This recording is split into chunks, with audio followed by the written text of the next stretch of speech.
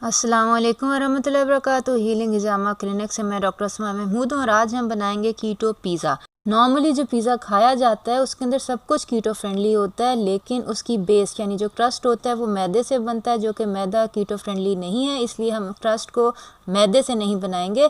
और दूसरे नंबर के ऊपर जो पिज़्ज़ा सॉस होती है उसके अंदर अक्सर चीनी मिली होती है, इसलिए हम पिज़्ज़ा सॉस भी घर में बनाना सीखेंगे। तो ये पिज़्ज़ा डायबिटिक फ्रेंडली है, उन लोगों के लिए बहुत अच्छा है जो वेट लूज़ करना चाहते हैं। तो आइए देखते हैं ये पिज़्ज़ा कैसे बन सकता है। सबसे पहले आपने अपने ओवन को 350 डिग्री फ़ारेनहाइट या 180 डिग्री सेल्सियस के ऊपर प्री हीट करने के लिए लगा देना है। कीटो पिज़्ज़ा क्रस्ट बनाने के लिए मैं जो इस वक्त रेसिपी यूज़ कर रही हूँ वो सबसे आसान रेसिपी है और सबसे कम इंग्रेडिएंट्स यूज़ होते हैं इसके अंदर। कीटो पिज़्ज़ा क्रस्ट की आपको बहुत सारी रेसिपीज़ इंटरनेट के ऊपर मिल जाएंगी, लेकिन उसके अंदर काफ़ी इंग्रेडिएंट्स यूज़ होते हैं। बेसिकली मैं 3 अंडे यूज़ कर रही हूँ, आप चाहें तो 2 अंडे से या इवन 1 अंडे से भी इसी रेशो से बना सकते हैं, जितनी आपकी रिक्वायरमेंट हो।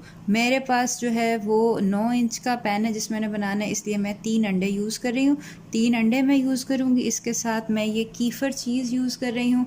कीफ़र चीज़ के अलावा आप चेडर चीज़ या मोज़रेला चीज़ जो है वो यूज़ कर सकते हैं। इसके मैं 3 टेबलस्पून यूज़ करूँगी। और इसके अलावा ये मेरे पास पिसी हुई अलसी है जिसको अलसी का आटा कहेंगे। आप चाहें तो बादाम का आटा यूज़ कर लें, चाहें तो कोकोनट का आटा यूज़ कर लें।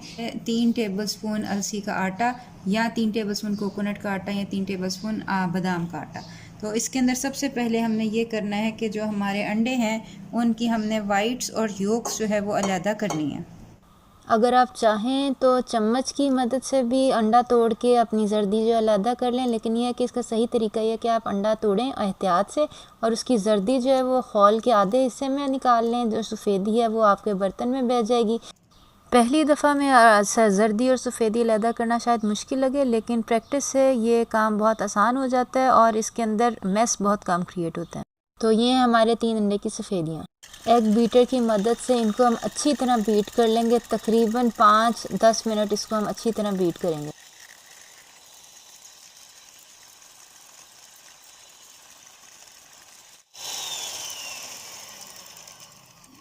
ये आप देख सकते हैं कि ये हमारे अंडे जो हैं इसकी हमने स्टिफ़ पीक्स बना ली हैं। स्टिफ़ पीक्स का मतलब ये है कि ये देख सकते हैं आप इसके अंदर ये पीक्स बनी हुई हैं, और जब अगर हम इस बाउल को उल्टा भी कर दें तो ये हमारी एग वाइट्स जो हैं ये गिरती नहीं हैं, क्योंकि ये है कि ये अब स्टिफ़ पीक्स बन चुकी हैं। इस बाउल को अब हम साइड पे कर देंगे और ये हमारे पास जो एग वाइट्स जो एग योक्स का बाउल है, इसके अंदर हम अपनी जो बाकी की चीज़ें जो हैं वो ऐड करेंगे। ये हमारे पास 3 एग योक्स हैं और इसके अंदर मैं कीफ़र चीज़ के 3 चम्मच जो है ये डाल रही हूँ। कीफ़र चीज़ बेसिकली कीफ़र से बनती है। कीफ़र बेसिकली बैक्टीरिया होते हैं जो कि इससे आपके दूध को फर्मेंट करते हैं। जैसे दही बनाते हैं ना, वैसे कीफ़र बनाते हैं। दही के अंदर 2 बैक्टीरिया होते हैं, कीफ़र के अंदर 55 बैक्टीरिया होते हैं। और कीफ़र बहुत अच्छा होता है जिन लोगों को एसिडिटी है या जिनको कोई भी IBS वगैरह की, इवन जो ब्रेन हेल्थ है, जो डिप्रेशन वगैरह, उनके लिए भी जो कीफ़र है वो बहुत अच्छी चीज़ है।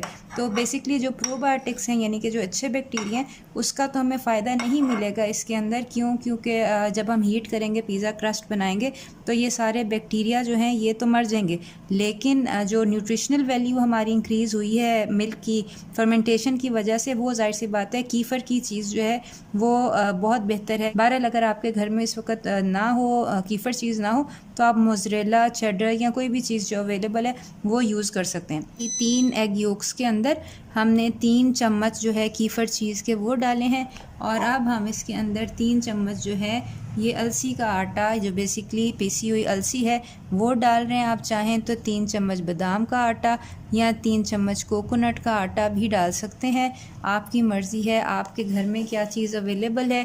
बेसिकली जैसे कि मैंने आपको बताया है, ये रेसिपी उस पिज़्ज़ा क्रस्ट की रेसिपी है जो सबसे आसान है, जो ईज़िली अवेलेबल है आपके पास। ये बेसिकली वो रेसिपी है। इसको आप बहुत आराम से सब्स्टिट्यूट कर सकते हैं। इसके अंदर कोई बेकिंग पाउडर वगैरह नहीं डला हुआ है, और ये है कि इसको अब अच्छी तरह हम मिक्स कर लेंगे एक फ़ॉर्क की मदद से। हाँ जी, ये हमारा जो है ये मिक्स हो गया है, और अब हम इसको अपना ये जो हमने एग वाइट्स रेज़ की थी इसके अंदर बेसिकली मिक्स कर देंगे। ये हमारी एग वाइट्स हैं और इसके अंदर हम अपना ये जो एग योक्स और जो आटा है और उसका मिक्सचर हम जो है ये पोर कर देंगे और इसको हम फोल्ड करेंगे। बेसिकली एग वाइट्स हमने रेज़ इसीलिए की हैं कि हमें इसके अंदर बेकिंग पाउडर वगैरह कुछ भी और डालने की ज़रूरत नहीं है। अगर आप ये सिलिकॉन स्पैचुला यूज़ कर लेते हैं तो आप ये देख सकते हैं कि ये सारा बाउल जो है ये अच्छी तरह जो है ये साफ़ हो जाता है और आपका एक भी जो आटा का कतरा भी है वो भी ज़ाया नहीं होता है। तो सिलिकॉन स्पैचुला एक अच्छी चीज़ है कि अगर आप इसमें इन्वेस्ट कर लेते हैं तो यह है कि आपकी बहुत चीज़ों की जो है वो बचत हो जाती है और सहूलत हो जाती है सफाई करने में।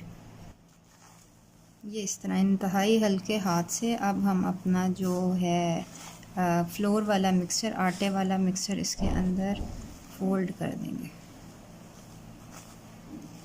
ये देख लें आपकी जो एग वाइट्स हैं वो बैठे ना, इस तरह रोटेटरी मोशन में अंदर की तरफ फोल्ड करना है आपने।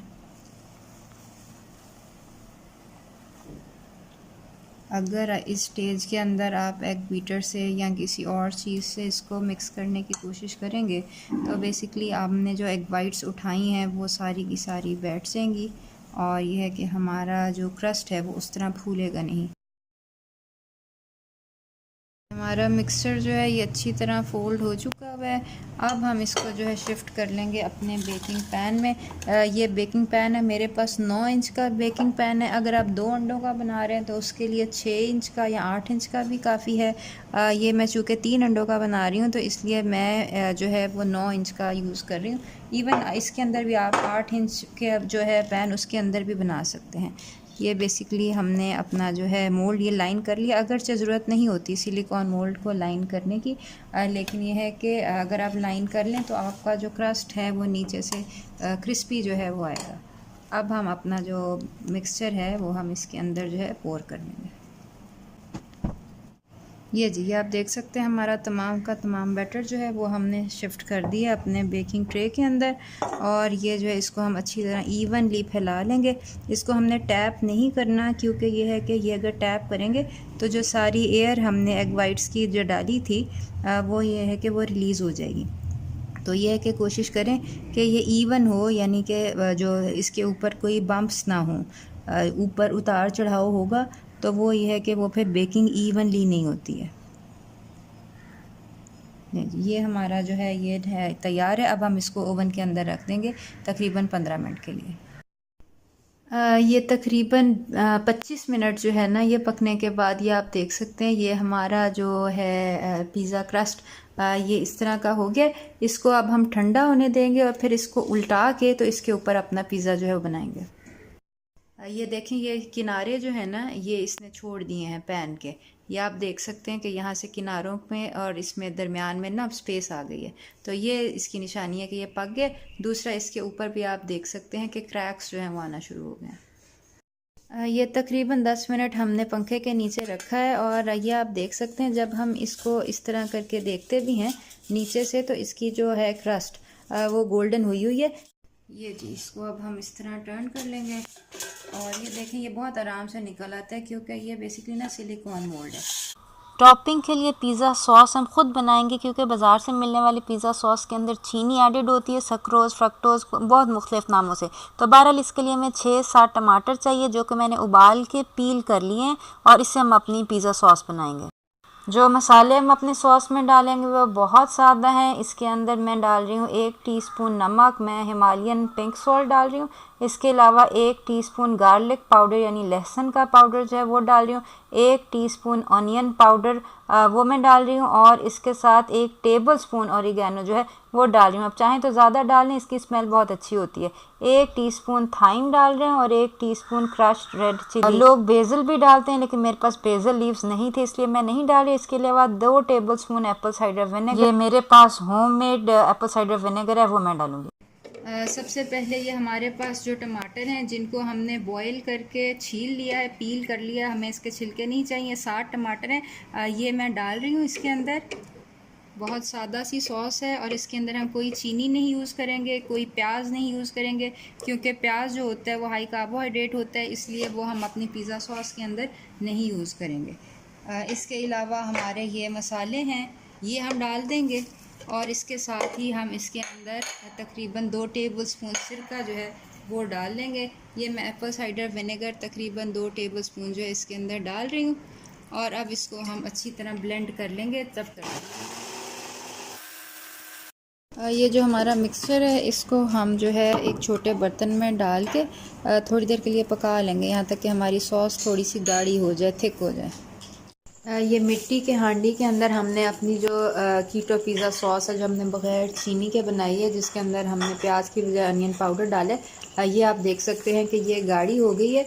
जो मिट्टी का बर्तन है उसके अंदर पके हुए खाने का जायका जो है वो भी अलहदा होता है। और ये हमारी कीटो पिज़्ज़ा सॉस जो है अब हम अपने पिज़्ज़े के ऊपर जो है डालेंगे। ये आप देख सकते हैं इसकी कंसिस्टेंसी जो है ये काफ़ी गाढ़ी हो गई है। अब पिज़्ज़ा की टॉपिंग के लिए ये हमारे पास कीमा है जिसको हमने तिक्का मसाला डाल के भून लिया है। इसके अलावा हमारे पास टमाटर हैं, टमाटर ज़्यादा नहीं डालेंगे क्योंकि ये हाई कार्बोहाइड्रेट होते हैं। और इसके अलावा शिमला मिर्च हैं 2 अदद, और ये हमारे पास जैतून है, ये हम ज़्यादा डालेंगे क्योंकि ये कीटो फ्रेंडली हैं। इसके साथ ही ये मशरूम्स हैं, ये भी कीटो फ्रेंडली हैं, ये भी हम ज़्यादा मिकदार में डालेंगे। और ये स्प्रिंग अनियंस हैं जो हमने काट के छील के धो लिए हैं, ये हम डालेंगे तकरीबन आधा कप की।